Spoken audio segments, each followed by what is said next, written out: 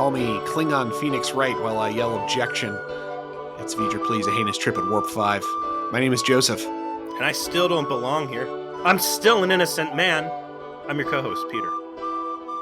Peter, what episode of Star Trek Enterprise did we watch this week? We're going back to the old Space Clink well, Joe. It's Season 2, Episode 19, Judgment. Coming to us first aired April 9th, 2003. Teleplay by David A. Goodman. Story by Taylor Elmore and David A. Goodman. And directed by James Conway. 3 new names. Well, Jimmy Conway I know, because Jimmy Conway is a major DS9 director. I think he did some Voyager episodes. Yeah, none of them your favorites. The 37s. Ooh. Persistence of Vision.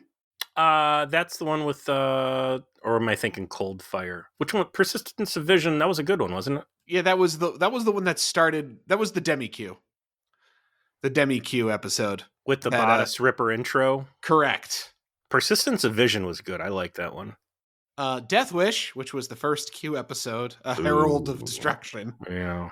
And then he did Innocence, which was an all-time stinker. That was Tuvok in charge. Ugh. Yeah. So he's got a good set of DS9 episodes, which is what I know him more from. And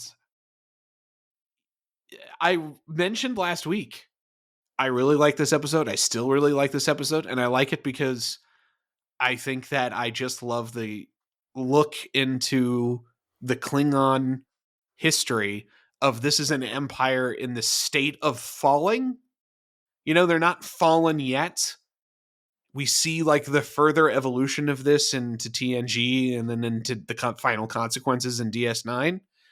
And it was very cleverly woven in as a piece of the story that tells you, what happened, what the arc was looking like in this point in the history of the galaxy.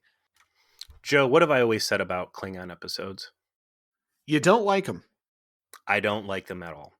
And now I can tell you with certainty that there is one Klingon episode that I can say is my favorite Klingon episode. And how interesting that Judgment, my newly minted favorite Klingon episode, has absolutely nothing to do with Mr. Klingon himself, Ronald Moore. I do want to withhold. There's so much Klingon content in DS9 that Ron Moore both does and does not have things to do with that your opinion over the fullness of time, of course, may change. That said, yeah, he's not the full keeper of the Klingon lore. He was the one most into developing it in TNG. But the thing is as the other shows happened, other writers picked up what he was putting down, and I think oftentimes came up with better stories, like this one. Like a story that both shows and tells different things, about a complex society that's a major part of the Star Trek universe. I think that's just really cool. I think that right after saying that I feel like there's no Ronald Moore in these Klingons, and my exposure to Ronald Moore, majority, of course, his Klingons being through TNG with, of course, Barge of the Dead in Voyager. I feel that to this point, Judgment is the most TNG episode of Enterprise that we've gotten so far. I would agree with you. This is an episode that's all about talking. It's all about dialogue. It's all about holding on a two-shot between two actors, basically, or is your primary focus for the entire thing. And it's much more dialed down in that respect. And that makes it feel more like TNG, which was, was constrained by the technology and budget that they had available to them. And it was supported by a really strong script, a ultimately feel-good idea, and some very simple moral framing that still included a big hill for someone to have to climb and conquer and come out a better person despite the consequences after it. I think if this episode has a flaw, though, it's that it just once again highlights the fundamental weakness of Jonathan Archer as a character. because if it was missing something, it was the scene where Archer ultimately tries to get Koloth to make the turn on accepting his desire to be robustly defended, and it just kind of happens very suddenly, and that the scene was very weak because once more, I'm sorry, Kolos, not Koloth, different Klingon. Kolos was just very easily persuaded, even though Archer wasn't making a very good argument. I thought That's kind of about my this heavily because what you're saying it's missing is that part in a next gen episode where Picard would get up on the moral high horse and bark down somebody who was going the wrong way and effectively bully them into righteousness. I think you're right. I think what this was missing was a character with the presence of Picard, whoever that might be. It doesn't have to be Picard specifically, but like even I could see Janeway being more effective here. I could see so many other like leadership oriented Riker like could have made that case and that connection, and Archer's just so weak that Kolos eventually becomes, rises to the occasion, but I feel like the motivation was just not very well presented. Yeah, it's a yelling moment. Like I said, it's that Yeah. barking. You must. You don't deserve to wear that uniform. Exactly that. And in this one, what's his name? Kolar? Kolos. Kolos. We're gonna have to come up with a better name for him. Kolos has an easy scab to pick. And yeah, it's a relatively easy task of Archer just kind of prodding and, hey, tell me a little about yourself. You seem like, you used to be willing to fight the good fight, and, it's too bad you're not still like that. So either, yeah, there could have been a scene in there where Archer barks down Kolos, or Kolos sitting at home in his Klingon apartment looking at his cup of blood wine and then, crushing it in his hand or throwing it at the wall, and just something to explain Yeah. that switch into determination. Or looking at like his law library and seeing like records of his past successful defenses, because I thought that was such a clever move on their part that this isn't a system that has completely disintegrated yet. It's not like the Cardassian justice system, which is, portrayed as being a farce.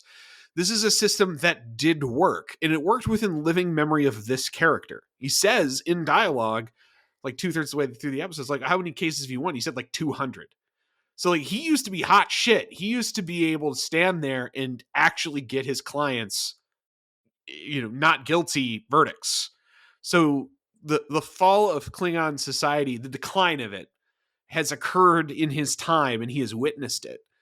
And he has become jaded and cynical as the system has become more uh, difficult and less just and less honorable, which because that feeds so directly into what you then see in TNG, which is this is an empire that has become so rotten that Picard has to step in to mediate a succession dispute, and there's civil war, and then into DS9, which I won't spoil, but it gets worse. And there's a conclusion to all of this, and it's like this is the before time. This is like right as the decline has started to reach terminal phase. Yeah. Yeah, and the people who knew when it was still put together are there, and they know it's falling apart. Like his dad was a teacher, his mom was a botanist. There used to be Klingons that did things, that built things, that invented things, that had a society, and it's slipping away, and it's slipping away in front of them. And that is such a cool idea for Klingons specifically, and to use the prequel format of Enterprise to tell.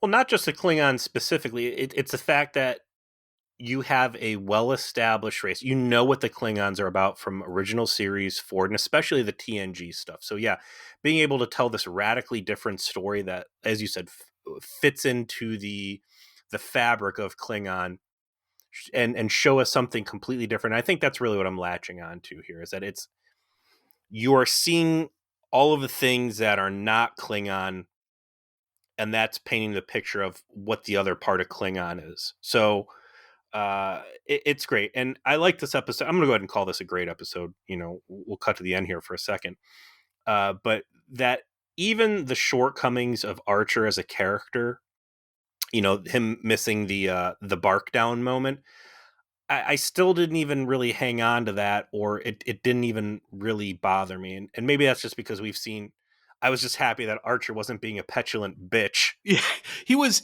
okay. Mm-hmm. He was a C plus, but I feel like if you put a more compelling character into his role, this could be elevated beyond what it is, which is already good. This would have been a great episode of a different show. Quick sidebar, and let's talk about what did you want to characterize? What are we calling the bark down character? The Janeway, the Picard, the Cisco, The moral voice. No, it's got to be more. The Yeah, I know what you mean. It's like it's the leadership template. The righteous leader. Yeah, I mean, there's nobody in Enterprise that I think could have performed that action in that scene. There's the servant leader. Servant leadership is what describes almost every Starfleet captain. They all have their style, but they're all willing to die for every single person on their crew. They're willing to lay down everything necessary to ensure the right thing happens. Yeah, but this goes further in these scenarios because it's not just a willing to self-sacrifice; it's the ability to. But that comes with a moral clarity and say you must do better. I can't do this on my own, and now I need to turn you into my instrument of righteousness to overcome this obstacle. I think that self-sacrificial willingness then leads to the ability to inspire others to the same. It's a prerequisite. Archer is, like you said, he's self-focused, self-absorbed. Night in sickbay keeps coming up in my mind, right? Like this is a guy more worried about his dog than his mission. Yeah, but there's just no one with that force of presence. Yeah, in the no one on the show is that guy. Yeah, short of maybe Shran.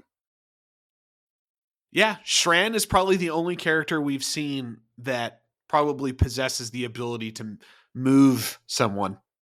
And that's sad. And I think maybe that's a big part of why this Enterprise cast and crew comes off like warm oatmeal-y. They're just young and too petulant. And I think to go back to something we've discussed before is that had Mayweather been that salty old, chief, right? That could have been your guy. That could have been the guy that could catch someone who's down and bark him into shape. So this episode opens up on a wicked-looking claw gavel. It's like this gauntlet that the judge has his hand in. And it's Star Trek 6, man. It's the same thing. The claw gavel. And it's this big old ball. Maybe there's an infinity stone in there. Who knows? And he's banging it on this fucking tin plate and sparks are shooting off. Yeah, I mean, this episode has a lot of callbacks to Star Trek 6 specifically. It has not only the same like setup in terms of the courtroom and the aesthetics, it goes right all the way down to what the punishment is for the Starfleet captain at the end. Mm-hmm. It's the exact same one. So, but I'm down for that. That movie had good aesthetics. You can copy from that. It's okay. We quickly establish what's going on, and it's our classic Star Trek scenario of a harsh kangaroo court setup, and then we have our not defeated, but our duressed looking Starfleet guy dragged out under the spotlight, and we can tell they're going to be in for a rough time. Instantly, I can look at Archer. I can see there's no bad blood special effects makeups on him. He has not been roughed up. His dick is absolutely soft. And he's not been given not nearly enough head wounds for him to have an erection. Yeah, so the stakes can't be that high. When they cut back from the theme song, we get Phlox coming in to do some fake disease treatment so that there can be dialogue between the two of them that fills in some necessary details for the audience, which is Enterprise is safe It is in orbit. The crew is attempting to extradite the captain from his current predicament, which has not yet been explained. That is serious enough that both Starfleet and Vulcan High Command are attempting to intervene on his behalf. And Archer is able to briefly give Phlox, direction of that, to Paul and Trip should be preparing to leave without him if this doesn't go right. Like, there's a limit to what you're able to accomplish here, and I'm counting on the two of you to make sure our baby gets out of here. I want to go back to the intro credits. I caught that during it that the co-executive producer is now John Sheben and Chris Black, which are both names that we've seen several times pop up as script writers. And I'm wondering if the torch has effectively been passed at this point, if Bran and Rick Berman see like an escape route to get out of the rut that they've been forced into, and just, okay, you did a couple scripts, this is good enough, and we think we can hand this to you long enough for us to go sit down in the other room and take a nap. I mean, I don't think they have too much to do in terms of writing for the rest of the season. I think they've got one joint credit left. Braga and Berman.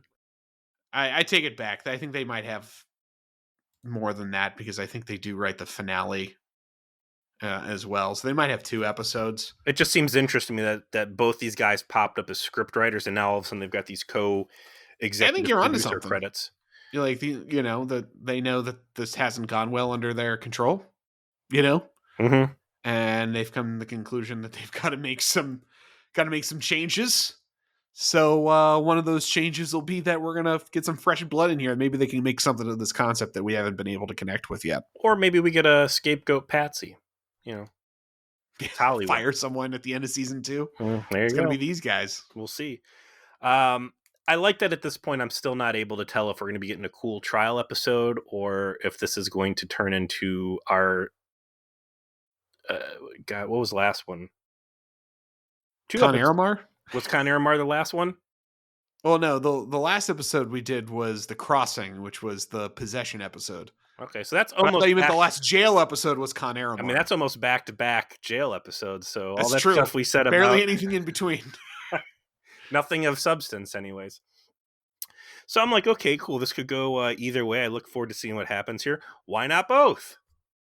Pleasantly enough. I love that as this bullshit trial begins, and the rules that we're going to be playing by here is the classic: the accused isn't allowed to talk. All communication must be through their lawyer, and if you can't afford your own lawyer, the court will appoint one for you. Luckily for classic Tremere Tribunal rules. I like how I don't forget where it points out, but like his advocate's like, yeah, the prosecutor, he's a good one. He's got some good wins under his belt. And then Archer's like, well, how about you? And he's like, well, I've done my duty, which to me read like, I'm the guy they bring in when it's time to take a knee, and Kolos is Randall Scott, which is a joke for you and me only. Yeah. But it's exactly who he is. He's Randall Scott. He is the guy you bring in to put up just enough effort that you tried, but not so much that you're going to actually be threatened. Mm-hmm. The Mr. College try. I'm going to be handling all of your defense. You're not allowed to talk.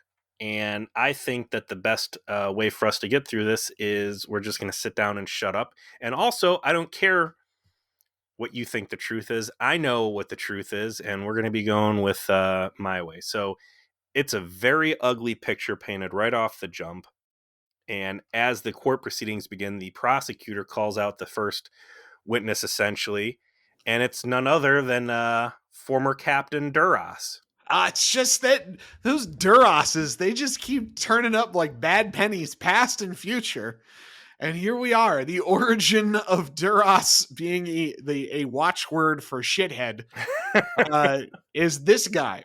And I really like what they do here, because what they start with is Duras telling the story of the encounter that he had with Enterprise from his perspective.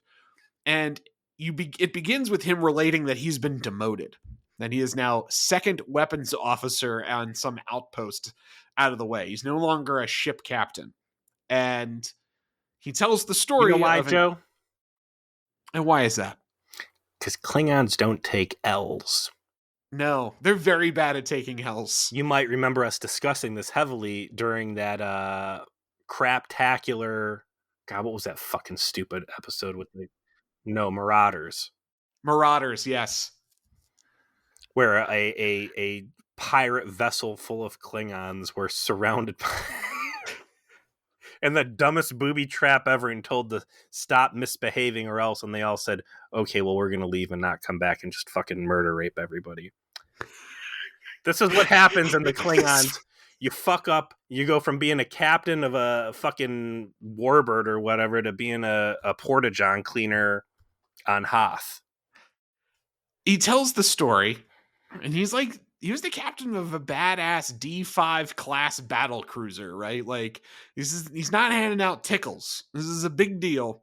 He was on the hunt for Klingon fugitives.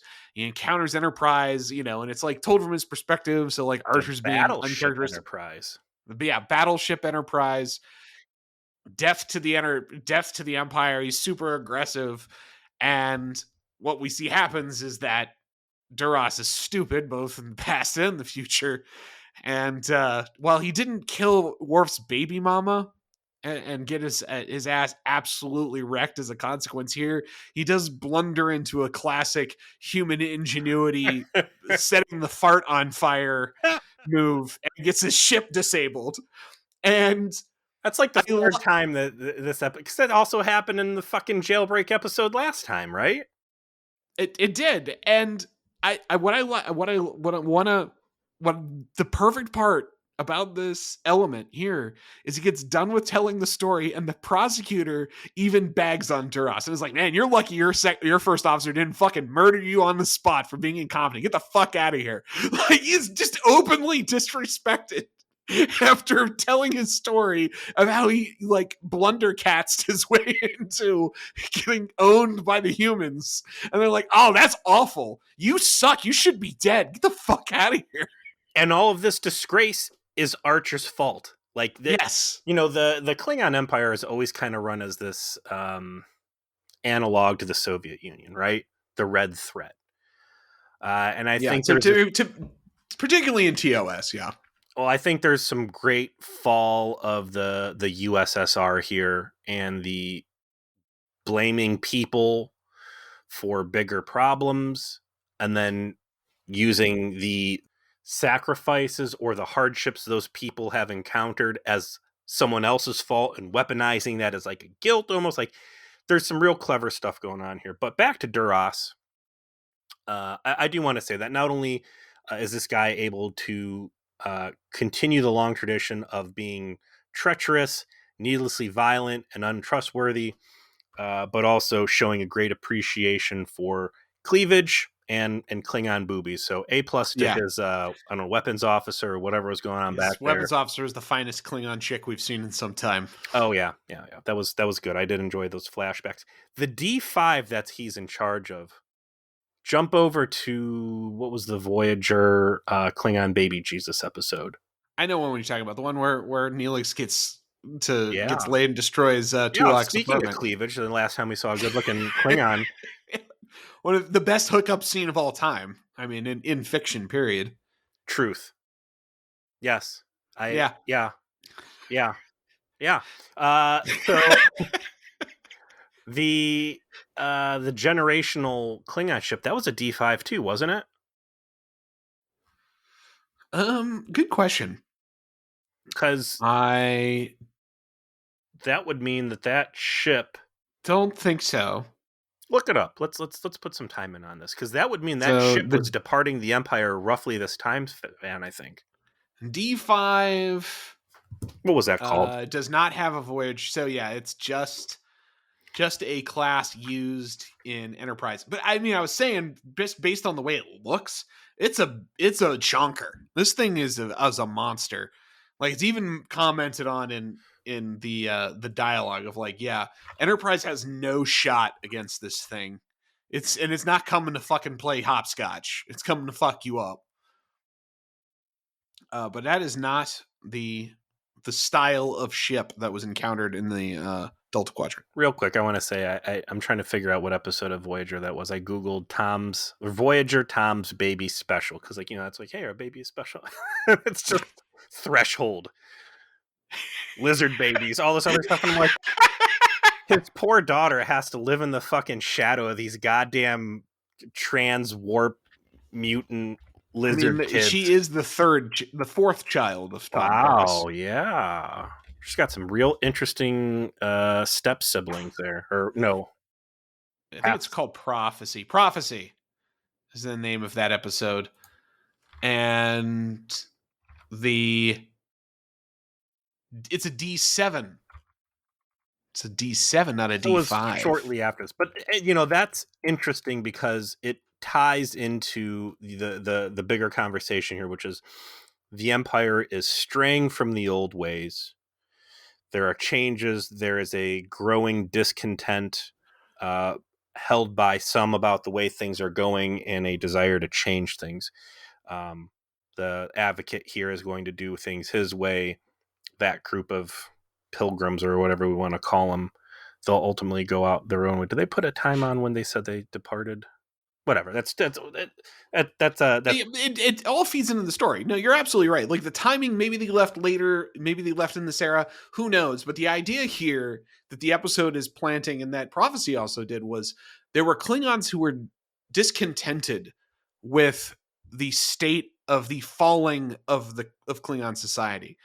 It's not a direct parallel to the Soviet menace in terms of like going from Imperial Russia to Soviet Russia, but it does have a similar theme of like one order was being replaced by a different one, and it was not sitting well with those that had seen, what had come prior and considered it better. And I think in this episode, clearly they're portraying that the former iteration of the Klingon Empire was an unalloyed improvement over what is now in front of them.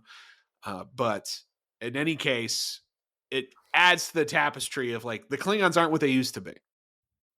I also want to go back to Duras for a moment too, since we have now seen such a long sweeping selection of Durases, and they're always the same guy doing the same, or girl doing the same underhanded shit. Like, Duras really is the Biff Tannen. Yes. Star Trek. And just like Biff Tannen, these Durases just always end up covered in shit and regretting their actions. I'm happy to say we're not done with Duras, even in this season. Well, that makes We've got more Duras content to come. I look forward to seeing him with the hoverboard in the next one and the cool spiky hat. So the first act ends with, Archer trying to interrupt as we'll call him Randall Scott refuses to actually intervene in his defense, and he gets pain sticked and hauled away. And that's when you get the weak scene we've already mentioned, which is they're in the cell and Randall Scott's like, yo, you don't understand. This is the way things work. I've struck a deal with the magistrate. They're going to spare your life. You just got to sell out where these fucking dudes are that you're protecting, and it's fine. And Archer's like, no, what is this? This is nonsense. Where is the justice here? And, Kolos, suddenly starts to make the turn that he actually wants to give Archer a correct defense. The bridge that Archer forms with Kolos to create that persuasion point.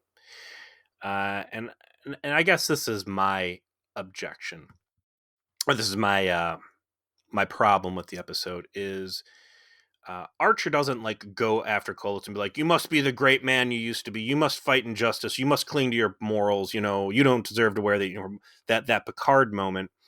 Kolos is like, yeah, hey, listen, here's this deal.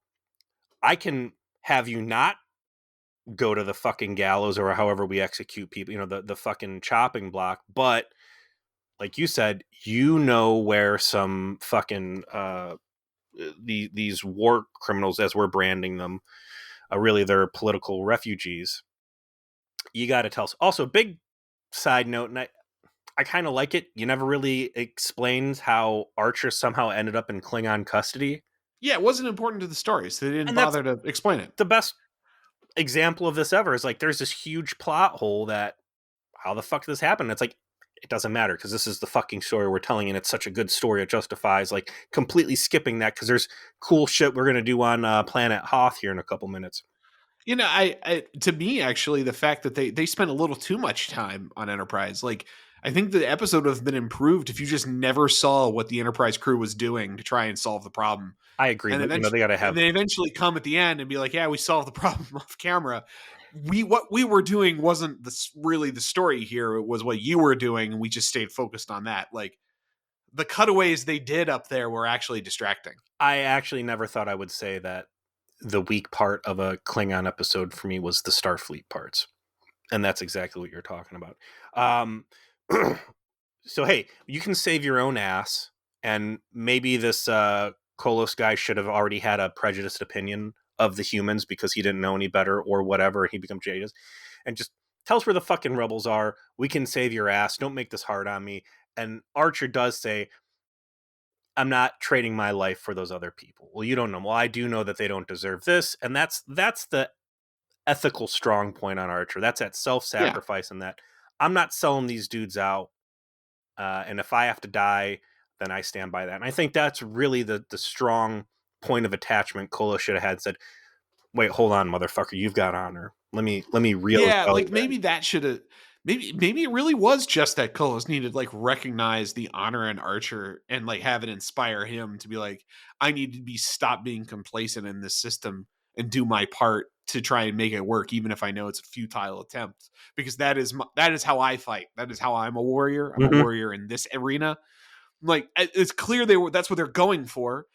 We haven't mentioned it yet. JG Hertzler does a great job playing this guy. Terrific. You fucking feel it the whole way. Like you get who this dude is.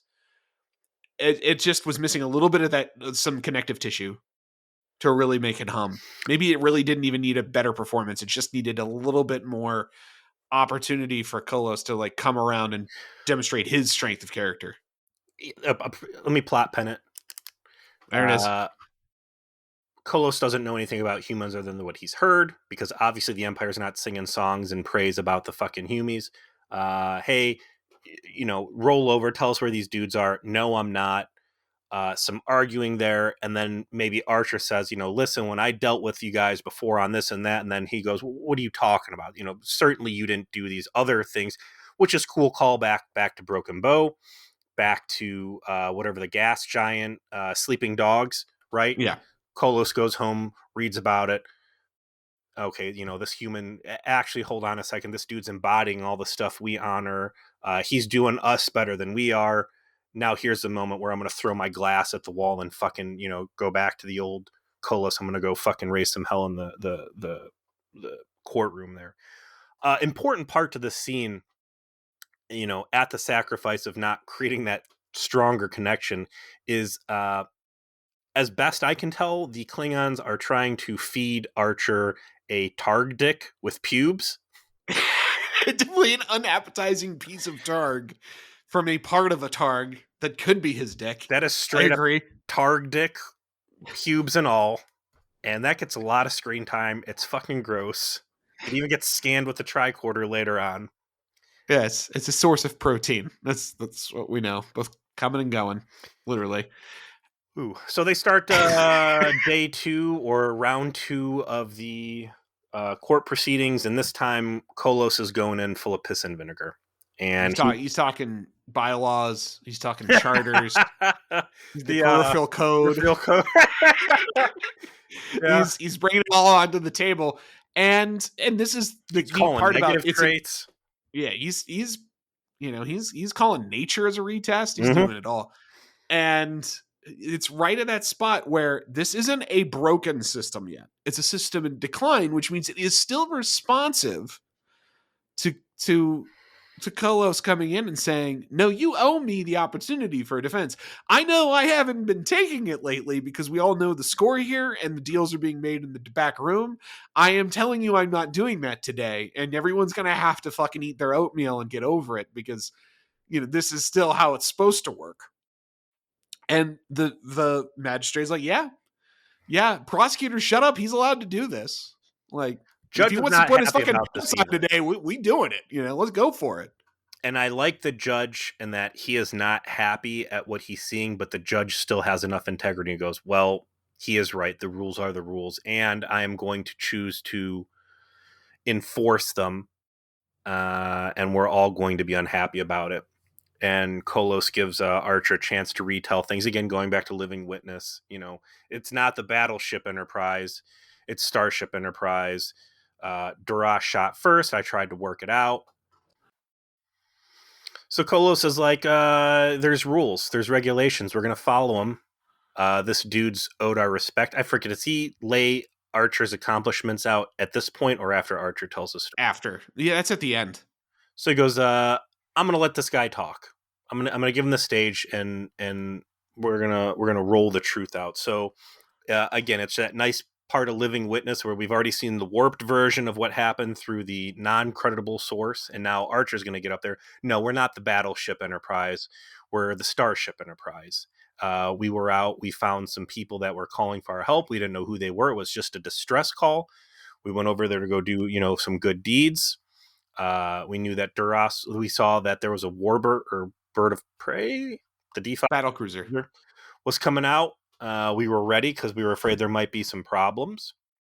But we tried to diplomacy this thing, and unfortunately we were fired on first. Luckily I'm human, so I know how to set my farts on fire. Yeah, I mean, it's technology I haven't unlocked yet. I understand. Also, luckily for the budget of this episode, is we've got a pretty good explosion effect that we get to use 2 times in the same episode of us. No new effect shots here. We just run it back. These torpedoes, they don't do a lot of damage against hulls, but they are great at setting farts on fire. And we blinded the Duras, and off we absconded with the refugees. And it's during this time, I want to say, that we start getting some flashbacks of what these refugees were about. Yeah, Archer talks to them. They're like a part of a colony that got annexed by the Klingon Empire, and then all their stuff stolen. They're like starving or whatever. I thought this was a great story. It's great perspective. I love that it's not the entire episode like Marauders. Yeah, and it's true because we saw the same story with Marauders, right? Like that they show up and they just take everything and they leave. You're part of the Empire now. We're going to provide for you. That's the cool part, and that's like kind of the Soviet Union tie-in on this, is that we're promising you a better life for being a part of this system, and little do you know that we are going to bleed you dry, hang you out, and then God forbid you fight back, we're going to come over here with a death squad basically to kill you. And that's right. V'ger, please, anti-communism based. Pew, pew, pew, pew, pew. Okay. But it's this great story, and it set me down this entire secondary path of like, imagine it's the future, and right there is this post-scarcity utopia of holodecks and replicators and all this Federation liberty and all this other stuff. And unfortunately, you were born on a colony 6 light years away from the fucking border, and you and your planet are subjugated by the fucking Klingon Empire, and life fucking sucks. It sucks to be in Poland, man. You could have been in Austria. Instead, you're in Poland. And you could have been in the West's orbit. Instead, you're in the East's orbit. Mm-hmm. And that is your life. Is just, maybe if you're even lucky enough to look across the way, you can see how good life is over there. But over on your planet, you're basically back in the fucking Dark Ages, and it's like, Warhammer. Every now and then a spaceship will come down, collect slaves or people that are going to go off your psychers and roll out. Mm-hmm. Also, we'll be. By the way, Dark Tide is awesome. Have you given that a try? No, I did not spend money on that. I actually fell into Guardians of the Galaxy on PlayStation 4, and I'm fucking loving that. Warhammer's I've got that, Spider-Man and God of War to get through on PC still. Well, I've really been impressed with Guardians of the Galaxy, but Warhammer, just real quick, that is the one game, like, I have never had any desire to play the RPG or the figures at all. But man, I vacation into the lore so hard, and it is Oh yeah, some so of the best developed fictional world. Period. like, and that's something that our hobbies that I watch, like, oh, this guy's not really into Trick, or this guy's not really into, like, vampire or whatever the other stuff we've been into, but like they can just come in, have fun with it, enjoy it in a small quantity, and then leave happy with none of the jaded, oh, they changed the fucking game on the last version. Like that's me on Warhammer. Same. I did for a short time actually play the miniatures game, but it was just too much, and I wound up giving it up. But like you, I'm addicted to the fictional universe, the lore. I've read the books. I think about it a lot. It depresses me thinking about like the fact that 40,000 years from now the universe will still exist, and if humanity is around it will be completely unrecognizable, and like how sad if that's what we turn into. And I think that the fact that it's kept its hard edge, despite a Oh lot of yeah. cultural influences that would want it not to have that edge, is You got D&D over there awesome. saying that they're not going to refer to things by races anymore. Yeah, and meanwhile, 40K still has like your good guy faction is still a bunch of racist space fascists. Like it's a bad place. It's a grim darkness of Everybody eternal is war. bad in it too. It's a true world of darkness. It is. So, speaking of things and what positions they can end up in the future, Archer lays it out. Again, it's still suspiciously absent as to how Archer was ever captured in this, but in the end, here it is. And the prosecution tries to twist his words around. Oh, you knew that we were coming. You knew that you were harboring people you shouldn't have. You laid a trap. You fought dishonorably. There is enough truth here that we can kangaroo court this forward, and Judge, we're going to turn this over to you. But before they do, Kolthar makes his Kolos. Kolos, he hits him with his trap card. Right. He says, "Listen, I'm not saying that Archer isn't guilty of being a presumptuous human that meddles in our affairs, but he meddles in our affairs in a way that's not aggressive and has never been. He didn't destroy Duras' ship. He, in fact, explicitly declined to do so, despite the fact he could have, because he doesn't see the Klingons as his enemy. He helped reveal a Suliban plot to manipulate us to the Chancellor himself. He rescued a Klingon ship that was trapped in a gas giant. He's annoying. He's guilty of being annoying, but he is not guilty of actual crimes." And it's a very clever line to take to say, I'm not saying he didn't like set a trap and fuck up Duras. Did you see that guy? Fuck that guy. But his is a misdemeanor, not a felony. I did like the prosecutor's ending statement too, as like, we're letting this dude off easy. Like he basically declared war on us. We're not going after his crewmates. We haven't, sent out hunter gangs to get his. We haven't gunned them down as they're in orbit over us. We haven't declared war on their people.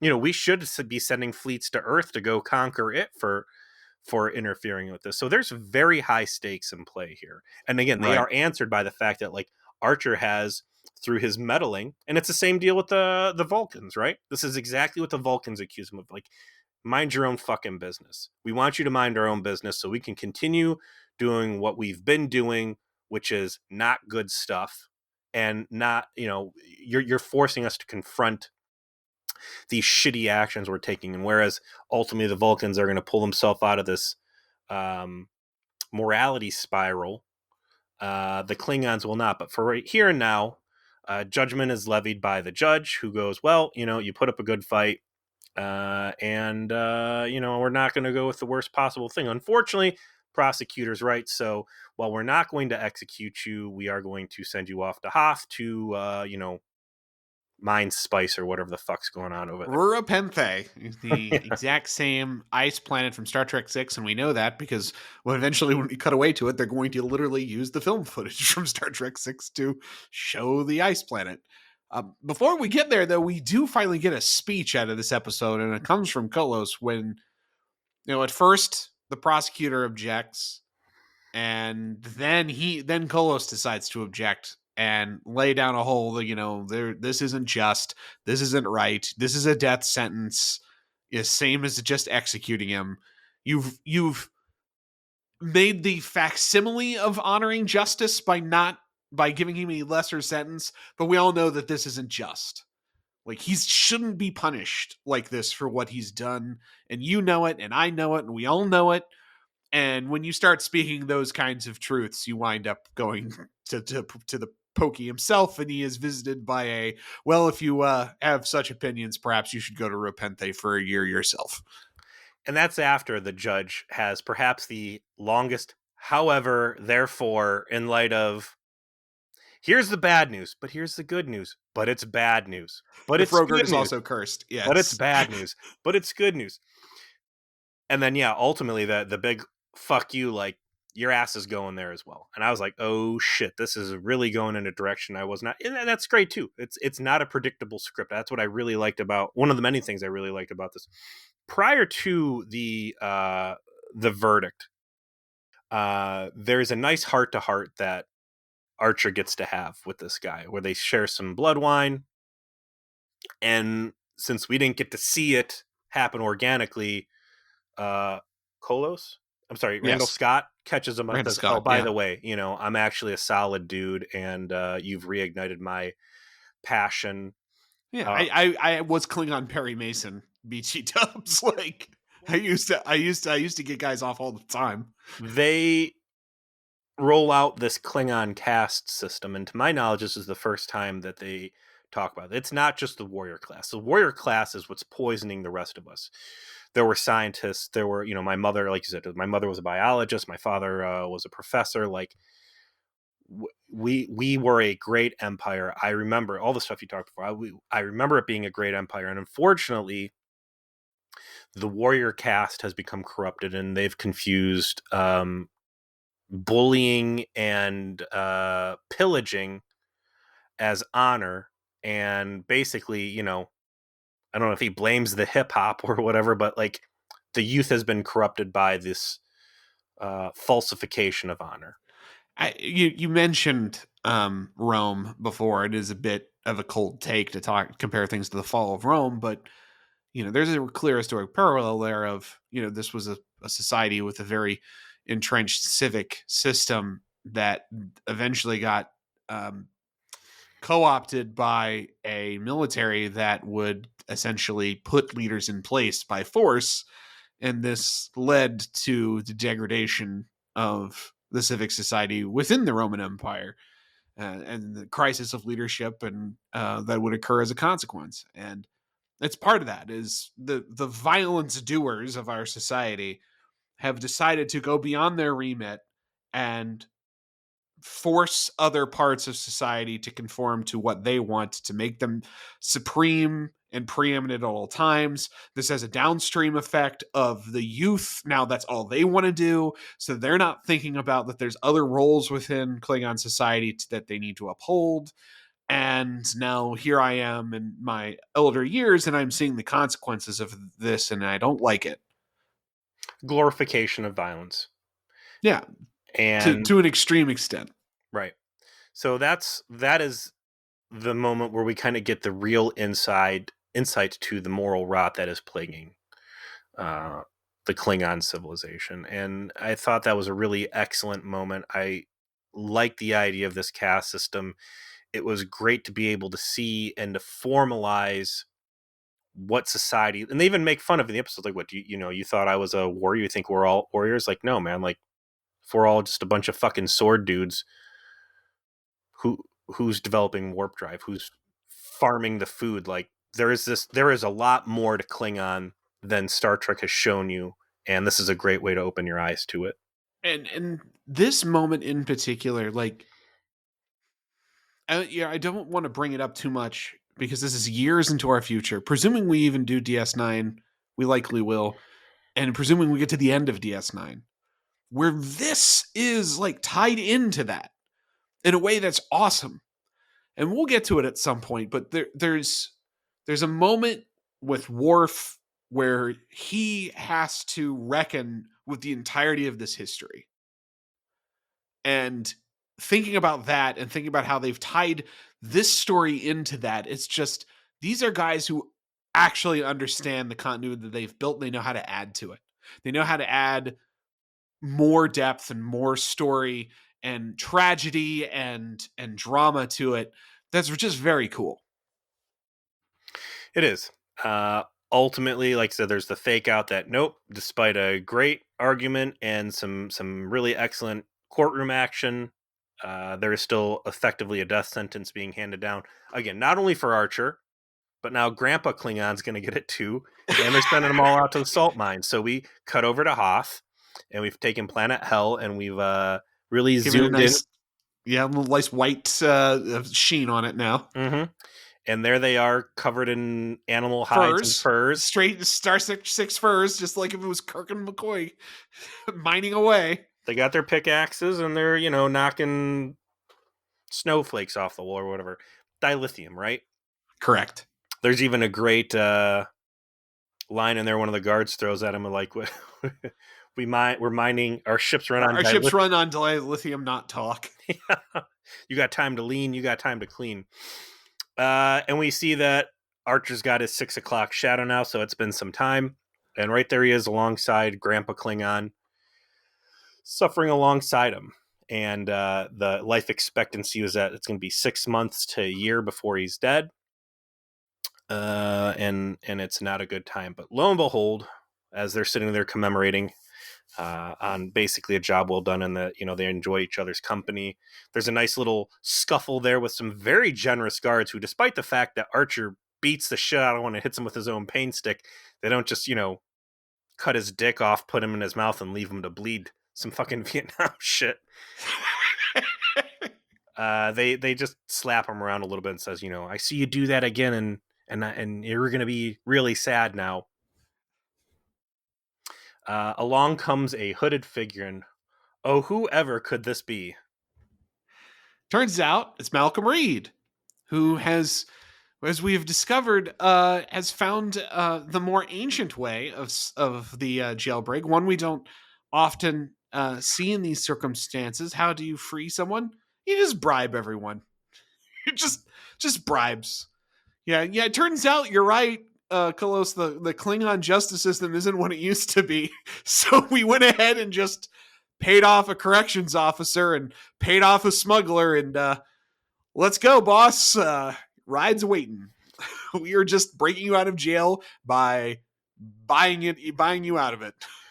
Flip up to the little bit of Enterprise that we did see in here. I suppose there is an important scene where the verdict gets announced that Archer is going to forever jail, and Trip and T'Pol face off, and T'Pol's like, we're gonna leave, and then Trip's like, we can't leave the captain down here, which is something that we have seen dozens of times to this point. Yeah. It feels like too much.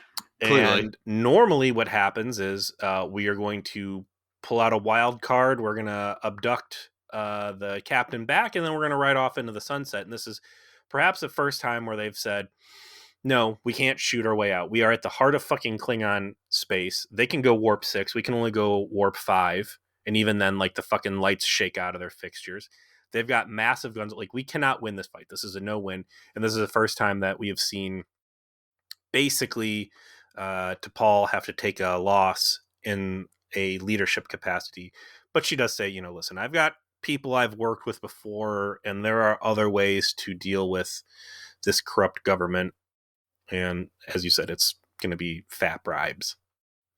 So Reed gets down on the surface in his Thieves Guild outfit. He does. Snuck on. He goes, oh, cool, Captain, I see you. Here's this Chewbacca life debt figure next to you. We got a whole list of bribes, and we're going to get out of here. And then Archer's like, well, you think we got room for one more? And he's like, sure. And then we get this another great scene in this episode where the dude's like, I can't go. You go because you got fucked. Like, you need to get out of here. Yeah, like, clearly you need to leave because justice was not done. But if I'm going to be true to my principles, I have to serve out the sentence, and then I need to go back to work. Yeah. I need to have the will to live through this, and then I need to follow the strength of my convictions and not go quietly into that good night. And says, no. You're going to have to... I can't do that as a fugitive. You got to go. I was coasting before. Now I'm back on the clock. I've got a mission.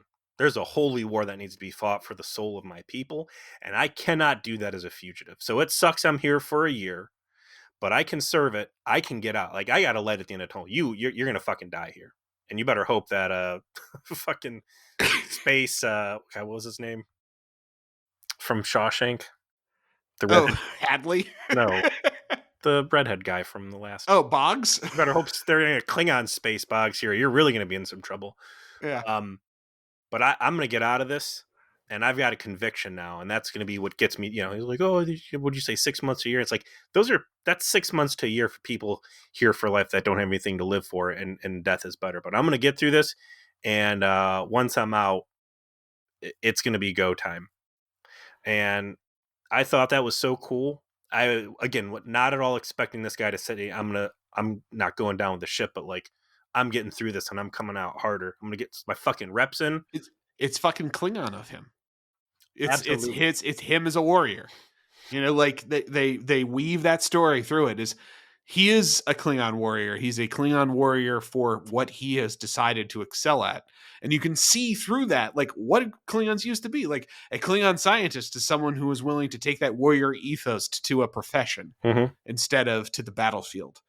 And, you know, this is a new expression of that. And it's played by a veteran Klingon actor who, because he'd played a Klingon before for an extended period, he knew the culture he was getting into. He played a Klingon protagonist too, which I think is important. So he didn't play like a bad guy. He played someone that was, you know, embodied Klingon ideals in a different form. And so, you know, he was able to dial into it. Does a great job. Best part of the episode by far. Oh, yeah. Basically carries the whole thing. And it winds up being a very good episode because of that. I would like to think that we might get to see this dude again. I wouldn't be surprised if we don't. And sorry to tell you that your desires will be thwarted there. Also, it's a powerful scene and sentiment is that here's this guy getting ready to go out and fight the good fight to try and save Klingon culture, and we know he's spitting in the wind. It's not going to be salvageable. Klingons are going to have to hit that low point. Klingons are going to have to go into war with the Federation, and it's not going to be until, you know, some Kittimer Accords, some Enterprise C action, some Picard diplomacy, where the Klingon Empire really starts to turn around, clean up its bullshit. And it isn't until DS9. Like, this story ends on the second to last episode of DS9. And it's an incredible episode. It's probably my favorite episode of Trek. I don't see people talk about it enough. Of when all those chickens finally come home in a roost, and then they do so in a way that's perfect to the story. So yeah, season 2, episode 19. You know, I know we've got some people out there listening that are not actually watching the Enterprise episodes along with us, and you are smart for doing that because for the most part, yes, dodged some terrible shit. But I would absolutely say this is worth a watch. I was very pleased with how this one came out, and I'm finally happy to have a episode I can point to and say, yeah, there's a Klingon episode I like. I'm happy to tell you that we got a winning streak coming up here because you need to tell us what we're watching next week. We're going to be moving into... Oh, geez. Hold on. I'm in Voyager.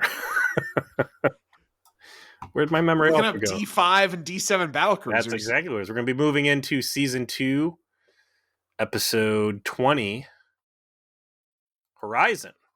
Ooh, some space trucker... Yeah. Space Freightliner going down the streak here. While Enterprise diverts to observe an unusual planetary event, Travis Mayweather takes time off to visit his family on the cargo ship where he was born and raised, the Horizon. Space boomers.